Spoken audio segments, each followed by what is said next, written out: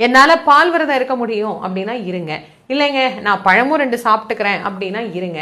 இளநீ சாப்பிட்டு என்னால் இருக்க முடியுங்க அப்படின்னாலும் இருக்கலாம். இல்லைங்க எனக்கு சாப்பாடு சாப்பிட்டாதான் என்னால் இருக்க முடியும் அப்படின்னா இருக்கலாம். ஒன்றும் தப்பில்லை.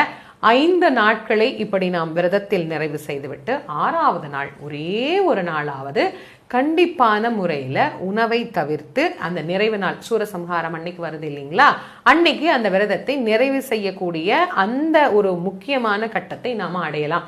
அன்னைக்கு கூட ஒரு வேளை சாப்பிடணும்னு நினைக்கிறவங்க சாப்பிடலாம். ஏன்னா சூரசம்ஹாரம் பார்த்தீங்கன்னா ஒரு 4 மணிக்கெல்லாம் ஆரம்பிச்சிடும். அதனால 6 மணிக்கு அந்த சூரசம்ஹாரம் நிறைவான பிறகு குளிச்சுட்டு விரதத்தை நிறைவு செய்துவிட்டு நாம நம்முடைய உணவை எடுத்துக்கொள்ளலாம். இது ஒரு வகையான விரத முறை.